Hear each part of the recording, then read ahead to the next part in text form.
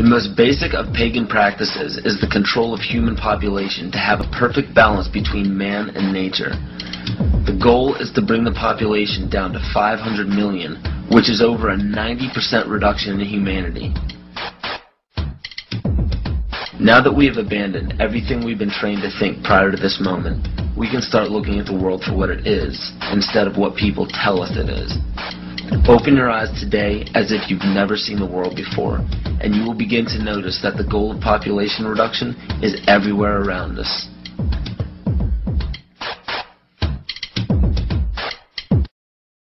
Let me assure you that absolutely nothing that I'm going to tell you is exaggerated, is interpolated, or is imagined. Everything I'm going to tell you is documented.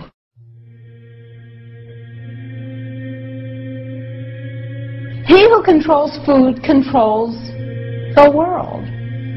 Well, they said in 1962, we're going to work toward total global implementation of Codex Alimentarius on December 31st, 2009.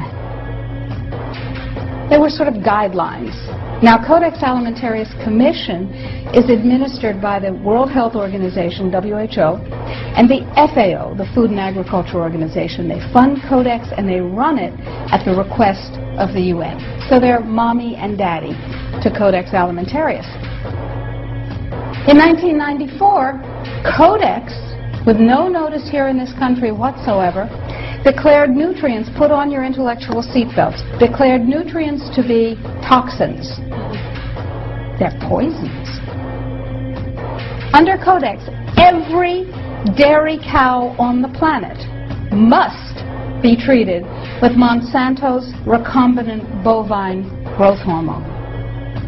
Furthermore, under Codex, every animal used for food on the planet must be treated with subclinical antibiotics and must be treated with exogenous growth hormones.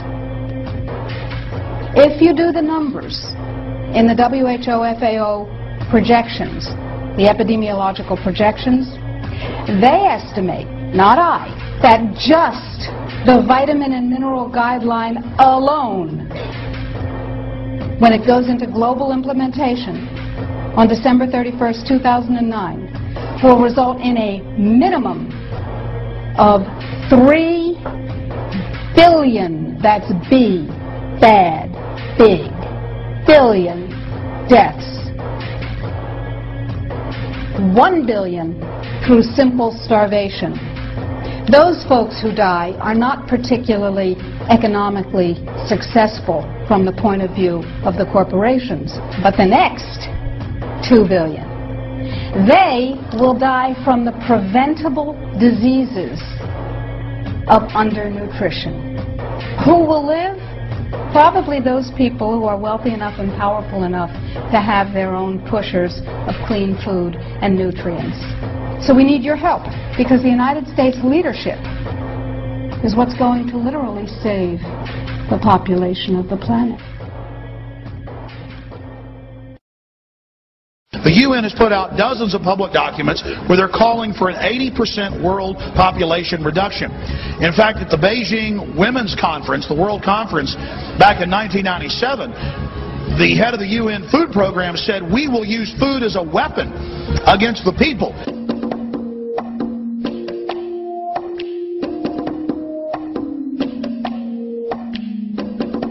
66% of United States residents' public water is fluoridated.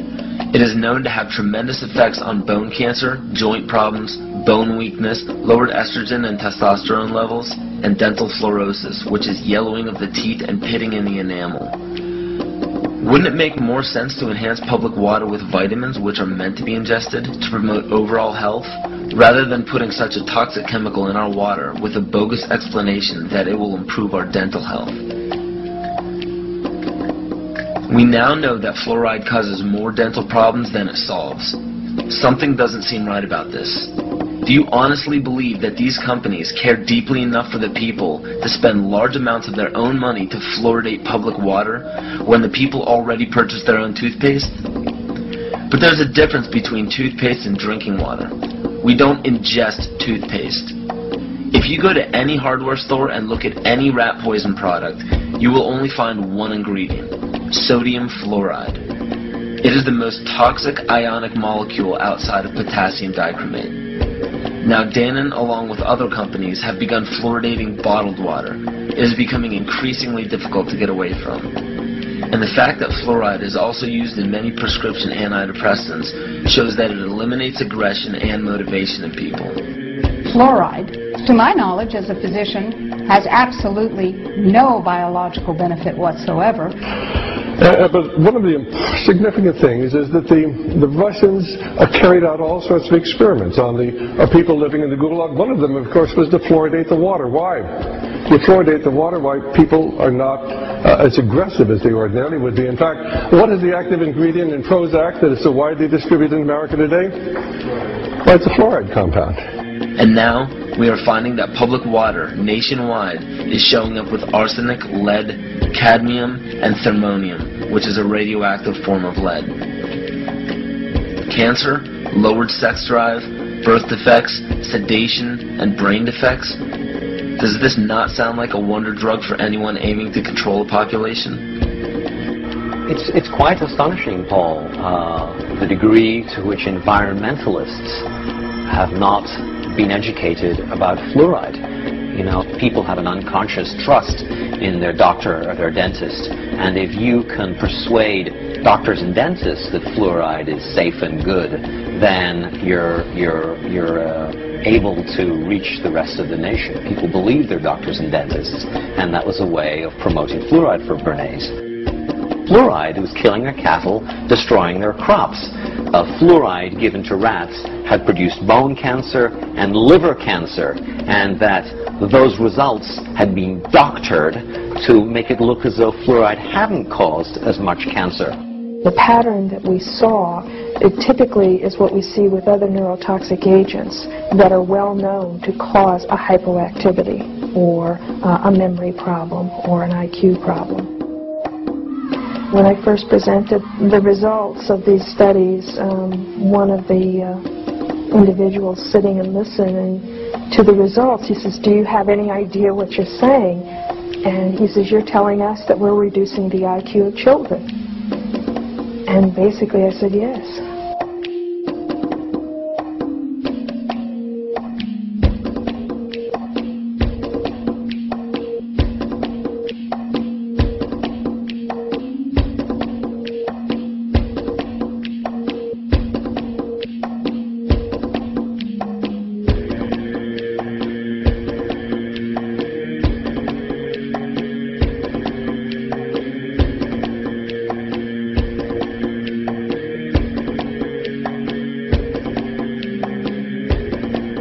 Aspartame, the artificial sweetener found in almost every low-sugar or sugar-free product on the market.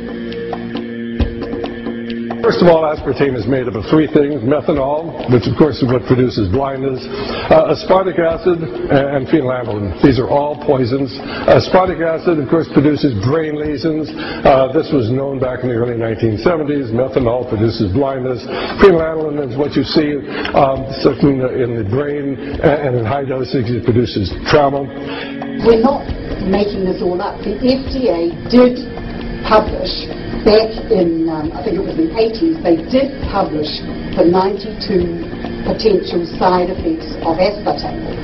And they do, these side effects are quite, are extremely serious. Things like dizziness, problems with balance, abdominal pain and cramps, changes in vision, seizures and convulsions, etc., etc. So the nervous system seems to be one of the areas that's most affected. So we see people have difficulty thinking. They feel like they're walking around in a cloud or a fog. Yet despite all of these harmful effects, Donald Rumsfeld pushed it out into the stores in over 5,000 products when he was CEO of Searly, the company that manufactured aspartame.